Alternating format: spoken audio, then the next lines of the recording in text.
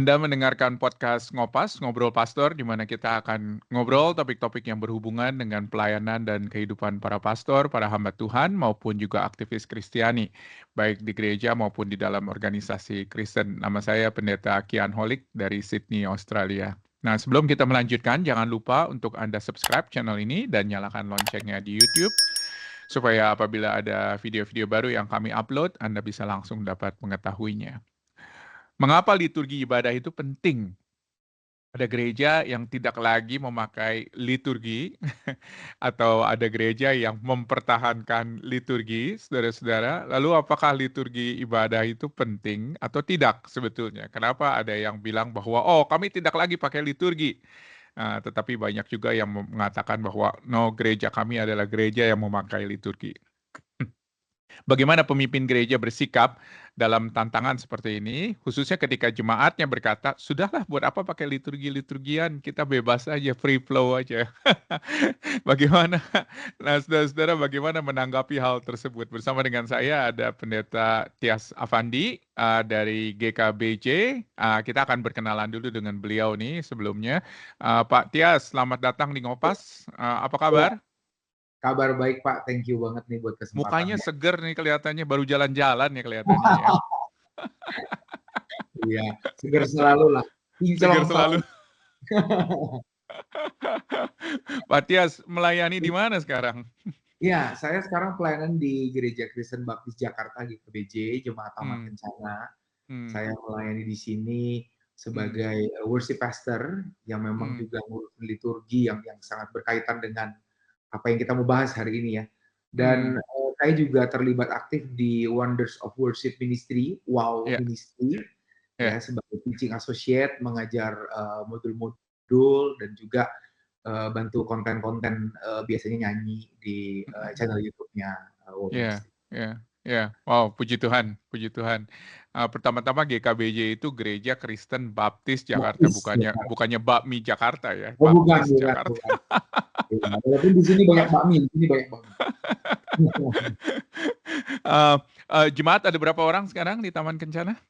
Di Taman Kencana jemaat yang beribadah aktif sekitar 400-an orang ya Hmm, setiap hmm, minggu weekly. ya, Ya kurang lebih demikian itu untuk kebaktian umum ya di ya. kebaktian umum. Ya, ya, ya. Belum sekolah minggu, belum Ya, remaja dan lain sebagainya ya. Wow, cukup banyak. Mmm, Tadi dikatakan worship pastor. Ngapain aja sih sebetulnya worship pastor ini? pastor, iya salah satu pastor yang agak sibuk di gereja ya karena worship itu ibadah itu kan weekly.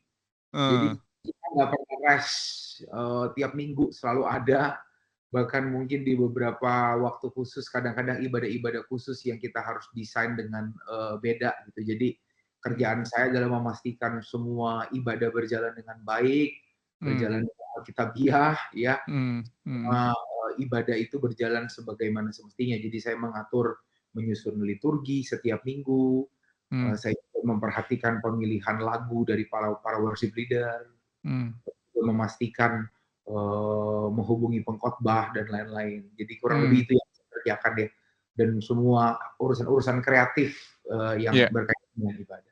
Ya, wow, memang diperlukan seseorang yang khusus nih kelihatannya untuk mengembangkan ibadah supaya tidak monoton dan tidak hanya sekedar mengikuti aturan dari sinode dan lain sebagainya. Walaupun Eee, walaupun banyak gereja kelihatannya belum punya worship pastor yang ya, yang khusus di bidangnya ya.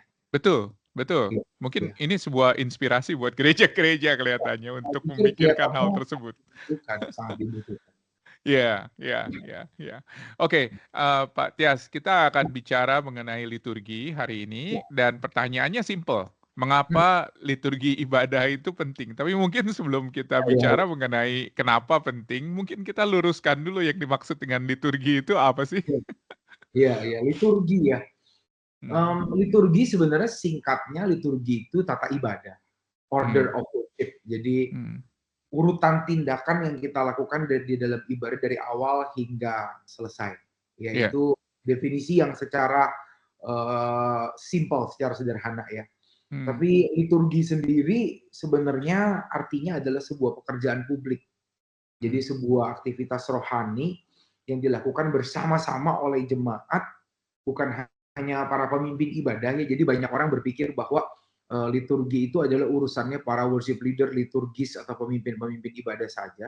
Tapi Hmm. sebenarnya kalau kita melihat dari definisi sesungguhnya, liturgi itu adalah sebuah pekerjaan publik yang dikerjakan oleh seluruh umat yang Hmm. hadir hari itu. Jadi Hmm. liturgi itu bicara tentang partisipasi aktif ya, bahwa jemaat itu bukan penonton, tapi bagaimana jemaat itu dilibatkan secara langsung Hmm. untuk terlibat di dalam suatu ibadah. Ya, Hmm. jadi Hmm. itu Hmm. liturgi. Jadi Ya. yang baik harusnya dipahami oleh bukan cuma oleh para pemimpin ibadah, bahkan oleh jemaat yang terlibat. Karena jemaat Iya. sebenarnya aktornya di dalam Iya. liturgi. Betul, betul. Berarti dengan kata lain sebetulnya kalau misalnya itu hanya sekedar urutan, gereja-gereja yang bilang tidak pakai liturgi, sebenarnya ada liturginya juga dong? Ya, betul. Makanya sebenarnya tidak ada gereja manapun yang nggak punya liturgi. Adanya yang gereja yang liturginya sederhana, ada gereja Iya, yang liturginya kompleks. iya, iya, Ya, jadi yang sederhana mungkin cuma nyanyi 2 lagu cepat, 2 lagu lambat, khotbah, doa mmm, berkat, pulang gitu ya. Jadi mmm, lebih mmm, sederhana, lebih simpel. Dan mmm, memang kan orang-orang zaman sekarang kan demen yang segala sesuatu simplicity gitu ya. Semua maunya iya, tuh yang nggak ngejelimet lah gitu ya. iya, Tapi iya, ada juga gereja yang mungkin dari mulai foto, panggilan mmm, beribadah gitu ya, mmm, Gloria Patri, mmm, pengakuan dosa, berita mmm, anugerah, petunjuk hidup baru, mmm, khotbah, mmm, persembahan, pengakuan iman rasuli dan lain-lain. iya, Jadi sebenarnya ya semua ibadah pasti punya tatanya menurut saya ya. mmm, Jadi pasti mmm. ada tata liturgi. Ya kita kita bikin acara ulang tahun aja ada tata liturginya kok sebenarnya. Ada ada waktu kapan harus potong kue, tiup Iya, lilin. iya. Mau potong kue dulu atau mau tiup lilin dulu kan terserah gitu. Iya, iya, iya, menarik ya, maksudnya terus terang banyak gereja yang bilang bahwa, "Ah, gereja kami tidak pakai liturgi," tapi Iya, sebetulnya ada liturginya sebetulnya ya, cuma nggak iya. tertulis kelihatannya, betul. Iya, iya. Memang Mmm, saya lihat karena tidak mempelajari ya, karena tidak mempelajari, karena tidak memang makanya dibutuhkan hamba Tuhan yang khusus untuk fokus mmm, belajar mengenai ibadah sehingga akhirnya iya, mengerti. Karena kalau sudah belajar harusnya mengerti ya, bahwa iya. ibadah itu pasti ada yang namanya liturgi. Iya, iya, baik, baik. Jadinya, baik gereja yang menjalankan tata liturgi yang cukup kompleks, yang Iya, tertulis begitu iya, ya, maupun gereja yang tidak, tertulis atau tidak ada liturginya, boleh dikatakan sebetulnya ada liturginya ya. Nah, iya. memang pertanyaannya itu ialah, kenapa sih sebetulnya harus ada liturgi? Begitu. Karena terus terang, liturgi ini kesannya kaku, kesannya jadinya terlalu teratur, mungkin ada gereja yang kepengen lebih bebas, lalu mengapa gereja memiliki liturgi sebetulnya? Iya. Karena menurut saya yang pertama karena ini pekerjaan publik yang dilakukan bersama-sama ya. Namanya kita Mmm, melakukan sesuatu bersama-sama, mmm, maka harus ada tata yang jelas. Ya mmm, memang bahaya sekali kalau ibadah ini terlalu subjektif. Karena menurut saya kalau, ya udah nggak flow aja gitu ya. mmm, Yang saya lihat kan kebanyakan berarti tergantung dari selera si worship leader-nya nanti kan. Ini arahnya mau mmm, kemana, mmm, ini gerakannya mau kemana, gitu ya. mmm, mmm, Saya rasa ini kan ibadah yang dipersembahkan bersama, bukan satu mmm, orang. mmm, Jadi pentingnya objektivitas di dalam, melakukan pekerjaan publik ini dan iya, bagaimana, liturgi yang kaya adalah liturgi yang sangat mendorong partisipasi aktif dari umat, ya. mmm, Ditambah lagi juga kalau kita melihat dari perjumpaan-perjumpaan, yang terjadi di Alkitab, contohnya misalkan perjumpaan Yesaya dengan Tuhan di Yesaya pasal yang ke-6, ya. mmm, Di situ kan memang kita melihat bahwa itu ayat yang seringkali nats yang dipakai untuk kalau kita belajar liturgi pas itu nats yang paling terkenal, ya Yesaya pasal yang ke-6 itu. Dan betul, di situ kita melihat ada logika dialog ya di dalam mmm, liturgi, di dalam mmm, perjumpaan dengan Tuhan. Di mana mmm, Tuhan itu menyatakan dirinya, God's revelation, mmm, lalu setelah itu Yesaya berespon, humans iya, response ya. Jadi sebenarnya liturgi yang baik itu kan merupakan sebuah rangkaian antara God's revelation mmm, and human response. Jadi mmm, Tuhan menyatakan dirinya dan umat meresponi kehadiran Tuhan. Dan mmm, memang menurut saya penyembahan adalah sebuah respon. Ya, Ya. jadi Tuhan menyatakan dirinya, kita meresponi dia dengan menyembah dia. Hmm. Jadi Hmm. tanpa penyataan Allah, maka tidak ada penyembahan sebenarnya kan. Hmm. Allah Hmm. menyatakan dirinya, maka kita sebenarnya tidak menyembah. Itu jadi makanya pentingnya punya sebuah tata liturgi yang baik, tata liturgi yang sehat. Hmm. Hmm. Bahayanya gereja yang mengatakan bahwa oh saya tidak punya liturgi, menurut saya bahayanya kebanyakan satu arah tindakannya. Jadi akhirnya ibadah Hmm. itu hanya dari kita ke Tuhan saja, tidak ada faktor God's revelation-nya. Hmm. Hmm. Karena Ya. mereka ya biasanya kan memulai ibadah langsung bernyanyi, Hmm. ya bahkan mungkin ada beberapa gereja yang tanpa membaca nats tertentu, ya Hmm. Hmm. tanpa ada tuntunan dari firman Tuhan ketika Hmm. mereka memulai sebuah ibadah, ya Hmm. makanya saya rasa penting sekali untuk kita memahami Hmm. liturgi. Jadi bukan cuma punya liturgi ya, punya liturgi aja menurut saya nggak cukup, Ya, tapi betul. harus Hmm. paham gitu Hmm. bahwa liturgi menurut saya salah satu hal yang paling penting yang harus kita pahami kalau bicara liturgi adalah dialog ini, ya dari Hmm. mulai God's revelation harus dimulai dari God's revelation Hmm. dan dilanjutkan dengan human response. Dan sebenarnya kalau kita melihat ya di Hmm. dalam tata liturgi yang lebih kompleks itu adalah rangkaian yang bertukar-tukar terus dari mulai God's Hmm. revelation, human response ya. Hmm. Misalkan kalau kita lihat di tata ibadah yang lebih kompleks, biasanya Hmm. ibadah dimulai dengan votum atau panggilan beribadah di mana Allah yang memanggil, itu Ya. bicara inisiatif Allah.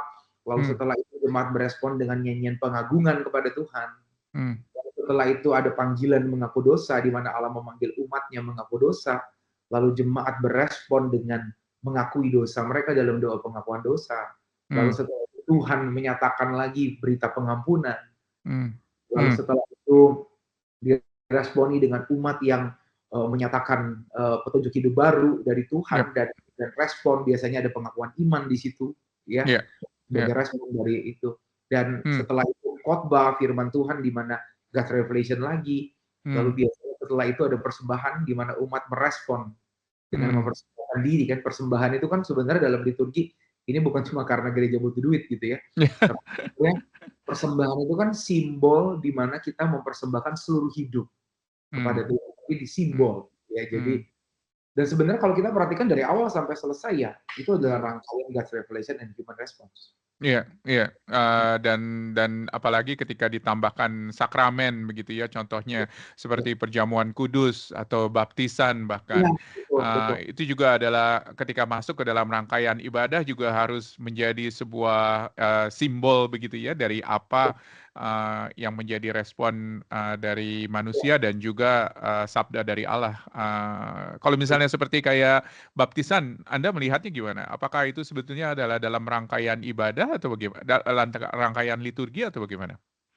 Saya rasa harusnya bisa sekali ya di dalam rangkaian Hmm. liturgi, walaupun memang jarang gereja yang memasukkan di dalam ibadah ya. Tapi Ya. saya rasa itu kan baptisan itu adalah sebuah deklarasi Ya. kepada dunia ya. Ya. Memang kalau di gereja kami tidak di ibadah ya, karena memang kami punya kolam baptis itu di luar, Hmm. Hmm. di perkarangan gereja. Karena Hmm. kami punya filosofi bahwa baptisan itu adalah pengakuan kita Ya. terhadap kepada dunia bahwa Hmm. saya ini pengikut Yesus. Makanya Hmm.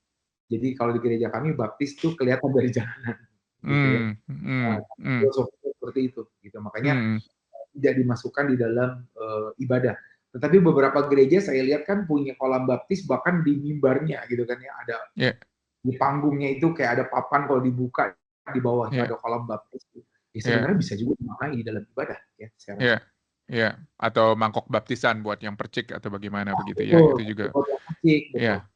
Ya, ya, betul, betul. Dan juga hal yang sama juga dengan perjamuan kudus ya, dengan the Ya, Lord's Supper. Hal yang betul, sama betul. juga itu ada sapaan dari Tuhan dan juga ada respon dari manusia. Bisa dielaborasi mengenai hal itu. Betul, betul. Hmm. Dan Hmm. memang perjamuan kudus kan sebuah lambang kehadiran Kristus ya di dalam Hmm. ibadah, dan Hmm. ketika kita memakannya itu kan adalah partisipasi kita di dalam kematian dan kebangkitan Hmm. Kristus ya. Hmm. Jadi saya rasa itu Hmm. sangat Ya. memang semua tindakan-tindakan liturgi pasti selalu punya logika revelation and response. Iya, iya, Ya, iya. ya. Berarti juga banyak yang bertanya-tanya nih, seharusnya pengumuman itu adalah di dalam rangkaian liturgi atau di luar rangkaian liturgi? Nah, kalau di gereja kami memang kami keluarkan dari rangkaian Hmm, liturgi, karena kami iya, menganggap seperti memutus dialog ya. Jadi dialognya iya, seperti keputus gitu. iya, iya, Walaupun kalau memang mau ada di dalam, hmm, bisa diakalin ya mungkin, iya, iya, dilanjutkan dengan doa syafaat gitu ya, mendoakan semua iya, program-program itu gitu ya. mmm, Itu serasa agak maksa sih ya, makanya kalau kami di gereja kami lebih memilih untuk dikeluarin dari di rangkaian. Ya. dikeluarkan ya, ya, ya, apalagi pengumuman persembahan minggu lalu. Iya iya. Iya Baik, iya. baik, baik, baik. Wow, jadinya liturgi itu hanya sekedar sebetulnya secara simpel adalah urutan begitu ya, Iya urutan iya. daripada, ibadah. Jadi dengan kata lain sebetulnya gereja yang bilang nggak punya liturgi atau gereja yang punya liturgi semuanya menjalankan liturgi begitu Iya, ya. Nah memang berarti, boleh dibilang ada 2, ada gereja yang punya liturgi yang sederhana seperti yang tadi dikatakan, atau yang tidak tertulis, tetapi ada gereja yang lebih kompleks yang mempunyai, kompleks. liturgi yang tertulis begitu ya. Nah memang kita selalu melihat keuntungan dan kekurangannya gitu loh dari masing-masing. Bisa kasih sebuah evaluasi keuntungan dan kekurangan dari masing-masing? Kasih. Iya, saya pertama menyoroti liturgi yang lebih sederhana ya. Ya, Jadi liturgi yang lebih sederhana, menurut saya mmm, kekurangannya, bahayanya adalah, bagaimana, rangkaian revelation dan respons itu bisa mmm, tercukupi gitu ya. mmm, Karena menurut saya dalam sebuah ibadah itu, mmm, penting sekali untuk karakter dan karya Allah itu menjadi pusat. mmm, ya, Dan ya, menurut saya liturgi yang sederhana membuat kita hanya, mmm, menyoroti beberapa karakter Allah dengan lebih mmm, sederhana menurut saya. iya, Karena iya, kalau kita melihat liturgi yang kompleks, terlihat di situ Allah yang memanggil, Allah yang mmm, mengampuni, Allah mmm, yang berbicara, mmm, Allah mmm, yang mengutus, ya. mmm, Jadi mmm, saya rasa karakter-karakter Allah itu lebih lebih lebih kaya gitu, lebih banyak mmm, bisa disampaikan ya. mmm, mmm, Cuma memang, di dalam liturgi yang sederhana, iya. mmm, jadi lebih simpel, semua semua jadi lebih simpel, ya. Mmm, mmm, Kadang-kadang kalau kita bicara pengalaman bersama dengan Tuhan di dalam ibadah, saya rasa kan liturgi ini kan means ya, ini kan, iya, hanya sarana aja untuk kita mengalami Tuhan di dalam iya, ibadah. Dan menurut saya sarana ini juga nggak bisa dibilang karena cuma sarana jadi nggak penting ya. Jadi menurut saya mmm, sarana itu juga yang akan sangat menolong kita untuk mmm, mengalami Tuhan dalam ibadah. Dan menurut saya mengalami Tuhan dalam ibadah itu adalah perjumpaan kita dengan karakternya. mmm, mmm, Sehingga mmm, semakin banyak karakter Allah ditonjolkan dan mungkin semakin baik karakter Allah ditonjolkan dalam sebuah liturgi, iya, maka pasti akan sangat menolong jemaat iya, untuk berjumpa dengan Allah secara otentik. mmm, mmm, Ya. iya, Dan iya, liturgi nah, sederhana ini memang menurut iya, saya kebanyakan arahnya jadi kurang jelas. mmm, mmm, Mmm, Misalkan ya, beberapa gereja yang mungkin hanya sangat sederhana ya, kita nyanyi mmm, 2 lagu cepat, 2 lagu lambat, mmm, tanpa ada, liturgi yang jelas ya. iya, Saya lihat sebenarnya kan worship leader akan memilih lagu dengan bebas sekali kan, mmm, mmm, dan iya, menurut saya di situ juga favoritisme, iya, ya, terus juga, lagu-lagu yang populer saja misalkan iya, gitu ya. iya. Itu Tadi akhirnya disebut juga subjektivitas ya yang iya, tinggi ya ketika, tinggi sekali, liturginya ini begitu sederhana betul. sehingga, jadinya tergantung si pemimpin Selera, pada akhirnya, betul ya? iya, selera dari si pemimpin akhirnya, Mmm, mmm, dan menurut saya bahayanya adalah, iya, nanti kita akan berjumpa dengan Allah yang karakternya mungkin itu aja diulang, kebaikan mmm. Allah yang diulang terus aja tiap minggu gitu ya. Padahal Allah begitu kaya ya Karena sebetulnya ya, Allah begitu heeh. dalam, begitu kompleks ya. Iya, Sedangkan iya, pola liturgi yang lebih kaya itu kan, mmm, di setiap segmen itu kan pemilihan lagunya pun sudah spesifik, mmm, di setiap mmm, segmen liturgi, gitu ya. iya, Dan iya, dan dan cenderung akan lebih kaya. Tapi memang saya nggak pungkiri bahwa kelebihannya ada. mmm, Buat mmm, kita yang menjalankan liturgi, yang mmm, mengeksekusi liturgi, worship leader, liturgis ya, liturgi yang sederhana tuh lebih gampang. iya, iya, Kita lebih bisa masuk ke dalamnya, mmm, karena mhm, tadi ya kan subjektivitas, Hmm, selera gitu ya. Jadi hmm, kita akan lebih bisa masuk ke dalamnya, kita akan lebih bisa menikmatinya gitu ya. hmm, Tapi hmm, juga hmm. menurut saya ini penting sekali bahwa ibadah ini bukan tentang kenikmatan kita kan sebenarnya ya. Ya, ya, Tapi ibadah yang paling penting adalah hmm, kenikmatan Tuhan, bahwa bagaimana Tuhan betul, disenangkan, Tuhan dimuliakan melalui apa betul, yang kerjakan gitu. Jadi betul. nah itu dan mungkin kelebihan dari liturgi yang Hmm, sederhana ya hmm, flowing-nya lebih gampang ya ya, karena kan sederhana ya. ya, Jadi apalagi zaman sekarang orang suka banget dengan ibadah yang nge-flow.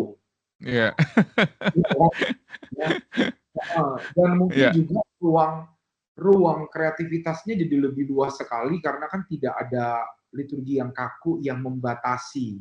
hmm, Ya, hmm. jadi mungkin akan lebih bebas gitu ya. Iya, iya, iya. Tadi ada Dan beberapa hal yang saya catat itu adalah salah satunya berapa persen sih sebetulnya pada akhirnya komponen yang ada di dalam ibadah kita, di mana Allah yang datang untuk menyapa dan menyatakan siapa dirinya kepada kita. Itu penting sekali juga ya menjadi sebuah evaluasi ya. Apakah liturgi kita itu sudah menjadi liturgi yang berpusat kepada kita atau berpusat kepada Allah, betul nggak? wah, betul, betul. Hmm, hmm, Iya, hmm, menurut saya itu hmm. penting sekali ya. Ya, Dan memang tantangan buat liturgi yang kompleks ini kan masalahnya kan liturgi yang sederhana cenderung kelihatannya, oh ini modern gitu ya. ya. Kalau liturgi yang kompleks ini Hmm, kan kuno hmm, ya. hmm, hmm. Dan memang tantangan buat yang liturgi yang lebih kompleks tantangannya adalah membuat dia menjadi ngeflow. Ya, ya. Sebenarnya kalau kita perhatikan tadi saya kan udah mengatakan di awal ini kan dialog sebenarnya kan antara Hmm, kita dengan Tuhan. hmm, Memang zaman sekarang kalau bicara flow, hmm. seringkali dikaitkannya dengan musik yang nyambung terus gitu kan Ya, ya. ya. Iya itu menurut saya musik akan menolong, betul musik akan menolong. Hmm, Tapi musik bukan satu-satunya pencipta flow dalam sebuah ibadah. Menurut saya justru hmm, rangkaian dialog itulah hmm. yang menjadi flow-nya. Ya, Ya, bagaimana seorang worship leader, seorang liturgis itu melihat hmm, sebuah ibadah itu seperti mungkin disebut seperti sebuah drama hmm, ya hmm, dari dialog pertama sampai dialog terakhir nih gitu ya. hmm, hmm. Di setiap segmen itu menjadi scene yang berbeda-beda, tapi Ya, bagaimana ini adalah satu rangkaian sebenarnya. hmm, Itu menurut hmm. saya flow yang sesungguhnya ya. Nah, Ya, musik memang akan menolong untuk membantu membangun suasana-suasananya. ya, Ya, ya. kan kalau kita perhatikan dalam liturgi yang lebih kompleks, perubahan Hmm, mood-nya pun lebih banyak, lebih kaya. hmm, hmm, hmm, hmm. Sedangkan liturgi yang sederhana kan mood-nya satu, Ya, ya. ya. Betul. Karena misalkan panggilan beribadah itu mood-nya kan berbeda dengan Ya, pengakuan dosa, ya, ya ya, dengan pujian syukur, ya. dengan persembahan, lalu Hmm, pengutusan itu kan punya mood hmm, yang kaya sekali menurut saya ya. Dan hmm, aspek emosi kita harusnya lebih lebih hmm. tersentuh. Cuma memang tantangannya buat pengerja-pengerja ibadahnya lebih kerja keras karena kan dari setiap segmen ada perubahan mood, di situ butuh transisi yang baik kan untuk Ya, mengalihkan dari mood yang satu ke mood yang lain. betul, betul. Dan butuh kreativitas itu untuk Gitu. transisinya itu. Iya, Ya, ya. menurut saya misalkan ya pengakuan dosa nih. Ada Hmm, worship leader yang sudah berhasil membawa jemaat mengaku dosa. hmm. Melo kan di situ. Tapi Iya. dia juga harus berhasil dalam menyampaikan berita anugerah kan. Aha, Karena yap. kalau berita anugerahnya kurang nampol gitu ya, Hmm, orang hmm. akan tenggelam di dalam pengakuan dosa terus. Betul, Iya betul. kan? Dan Yap, kita nggak bisa maju ke ke ya. babak berikutnya. Ya, ya. Jadi kelihatannya dari dua perbandingan itu kita melihat bahwa ya liturgi yang lebih kompleks itu lebih kaya sebetulnya, lebih kaya, lebih banyak elemennya.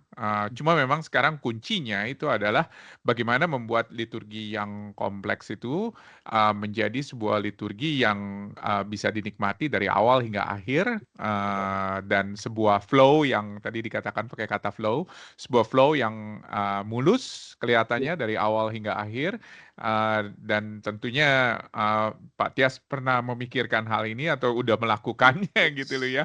Ada tips mungkin buat para pengerja yang mencoba untuk bergumul nih, maksudnya mereka sudah ada liturgi yang kaya sekarang ini, liturgi yang kompleks sekarang ini, tetapi bagaimana membuat liturgi yang kompleks ini menjadi sesuatu yang apa ya bahasanya deliverable ya. Jadi maksudnya bisa betul. bisa diterima oleh orang tanpa orang melihat bahwa wah ini kaku, ini kolot begitu ya atau ini kuno begitu. Ya, Silakan. Ada ya. tips? Heeh. Mungkin saya menyoroti ini dulu ya, Pak. Hmm, Jadi saya lihat kan sebenarnya liturgi gereja mulanya kan kompleks. hmm, Baru kan di zaman-zaman belakangan ini jadi lebih sederhana, lebih simpel ya. ya, Saya rasa kan liturgi yang simpel ini kan muncul dari keresahan karena liturgi yang kompleks ini jadi cuma rutinitas, hmm, yap, kaku, ya, sehingga hmm, akhirnya muncullah ekstrim yang baru gitu kan ya. ya, ya, Jadi ya, liturgi yang lebih lebih sederhana. hmm, Nah, hmm, makanya saya melihat sebenarnya ini kan yang dibutuhkan ya, kita butuh mengkombinasikan keduanya ya. ya, Bagaimana liturgi kita kompleks, tapi waktu kita jalanin jadi sederhana. hmm, hmm, Gitu. Jadi ya, nggak ngejelimet, nggak ya, muter-muter gitu ya. Tapi betul, tapi betul, sebenarnya tapi sebenarnya semua semua tindakan liturgi itu ada gitu loh. hmm, hmm, Ya memang ini tantangan menurut saya bagaimana liturgi yang kompleks ini disampaikan dengan cara yang lebih kontemporer, dengan cara yang lebih kekinian ya, hmm, yang saya rasa juga khususnya kaum muda ya. Sebenarnya kan hmm, kalau kita lihat kan hmm. liturgi yang kompleks ini mencerminkan kaum yang lebih dewasa, Hmm. kalau liturgi yang sederhana ini kan kaum yang lebih muda gitu kan ya. Menurut saya bagaimana kita ini tantangan ya. Jadi memang saya di Wow Ministry dan juga khususnya bersyukur saya ada di GKBJ Taman Kencana yang tanda kutip Hmm. ini jadi laboratoriumnya saya ya Ya. untuk coba banyak hal, untuk melakukan banyak hal, Hmm, dan kebetulan juga gereja kami punya aturan yang tidak terlalu ketat hmm, hmm, mengenai liturgi sehingga hmm. saya pun punya Ruangan ya? kebebasan bisa Punya mencoba ruangan kebebasan. kekuatan, saya punya banyak kebebasan untuk bisa mencoba banyak hal gitu. Iya, iya. Dan akhirnya memang yang pertama menurut saya ini para liturgis, para Hmm, pemimpin ibadah, para pendesain ibadah, ya. hmm, Yang pertama tuh harus memahami filosofi dari liturgi terlebih dahulu. Yang iya, pertama dialog audit, ya.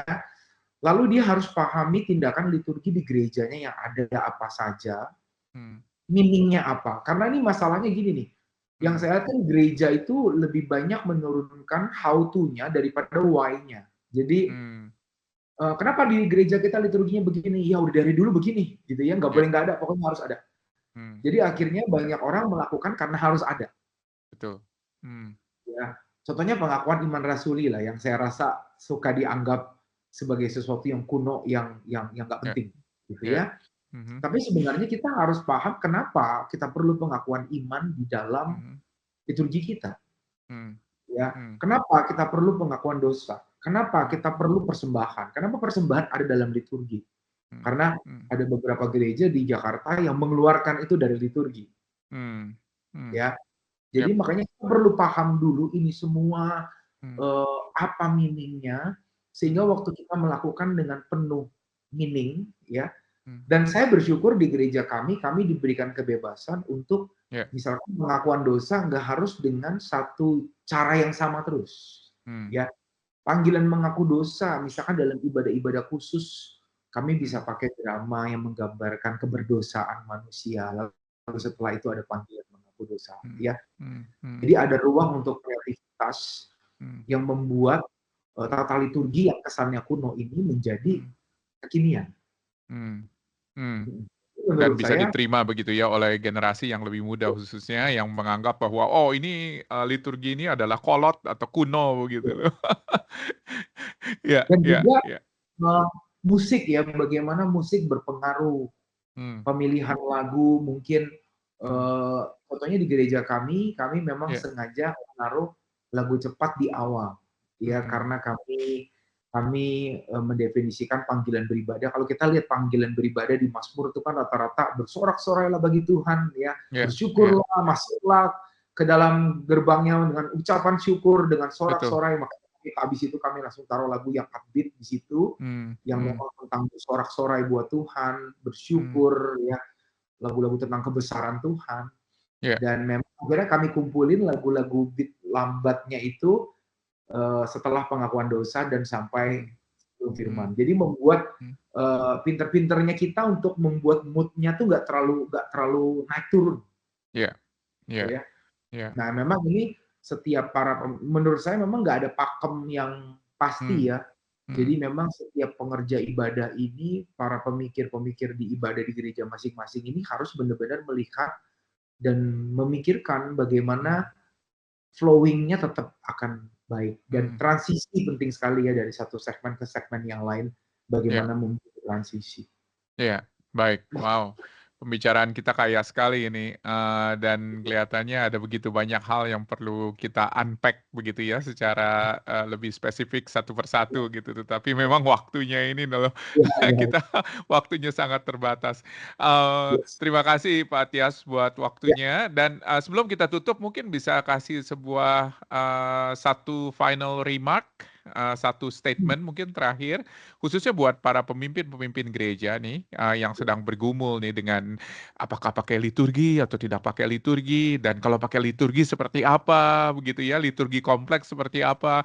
Ada sebuah saran yang bisa dirangkum di dalam satu kalimat kira-kira yang bisa mengena dan bisa praktis dan bisa dibawa langsung oleh para pendengar dan para penonton? Silakan. Ya, saya rasa penting sekali ketika kita ingin memikirkan mengenai ibadah, maka kita kembali kepada firman Tuhan, ya. Jadi kita nggak bisa menyusun ibadah seperti menyusun acara ulang tahun ya. Kalau acara ulang tahun kan terserah seenak-enak kita, gitu ya. Mmm, Tapi saya rasa ini ibadah, maka kita harus kembali kepada Alkitab dan saya yakin semua orang pasti setuju bahwa ibadah kita harus biblical. mmm, Ibadah kita harus sesuai dengan firman Tuhan, mmm, ya. mmm, Sehingga jangan pakai alasan-alasan pragmatis ya, untuk menyederhanakan liturgi, ya kadang-kala ya, kan alasannya cuma karena banyak berdiri duduk atau bagaimana, ya itu sebenarnya ya, tinggal dipikirkan saja menurut saya, ya. ya, ya, Jadi jangan ya, pakai alasan-alasan yang pragmatis, tapi betul, pakailah alasan-alasan yang ada dasar teologisnya, ada dasar biblikanya di ya, dalam kita menentukan liturgi ibadah, ya. baik, Karena yang saya lihat begini, banyak gereja yang mmm, FOMO. Ya jadi mmm, melihat, oh di gereja yap, sana rame gitu ya. yap, Oh liturginya seperti ini, lalu ya, main langsung dipotong-potong ya, potong potong potong potong. Karena begini, ada satu gereja besar, saya nggak usah sebut namanya ya, ya, gereja yang sangat besar di Jakarta yang jadi kiblatnya kalau bicara worship, ibadah gitu mmm, ya. Dan dulu kalau saya pergi ke gereja itu, saya juga kadang-kadang visit, saya lihat ya, ya, mungkin 15 tahun lalu atau 10 tahun yang lalu kalau saya ke sana, oh mereka punya liturgi yang sangat singkat, sederhana. mmm, Nyanyi mmm, 3 lagu, khotbah, langsung doa berkat, langsung pulang. mmm, Tapi mmm, sekarang saya pergi ke gereja itu, di mmm, gereja itu justru ada nats pembuka, ada mmm, doa syafaat. mmm, Sedangkan dulu gereja-gereja yang FOMO itu mmm, menyederhanakan liturginya sampai sederhana banget. ya, Sedangkan gereja yang sederhana ini sekarang jadi kompleks. Jadi mmm, menurut saya, jangan-jangan kita salah kaprah selama ini gitu ya. iya, Jadi iya, mereka ketika mereka belajar mengenai liturgi, mereka paham gitu. iya, Sedangkan iya, masalahnya kita yang punya liturgi kaya malah ditinggalkan.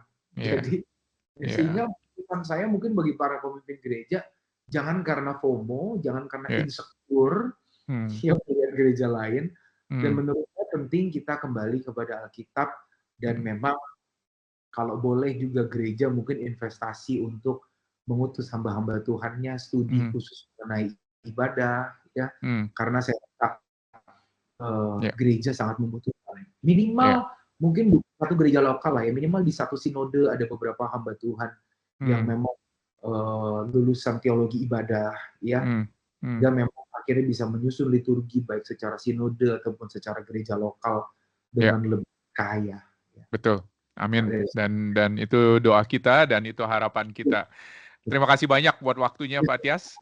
Pak terima kasih. Tias, boleh tolong tutup pembicaraan kita di dalam doa dan tolong doakan khususnya gereja-gereja yang sedang bergumul nih, mengenai, aduh harus ikut ibadah atau liturgi macam apa begitu ya, atau mungkin sedang memikirkan perubahan-perubahan yang ada atau yang diperlukan supaya lebih banyak orang yang datang dan lain sebagainya.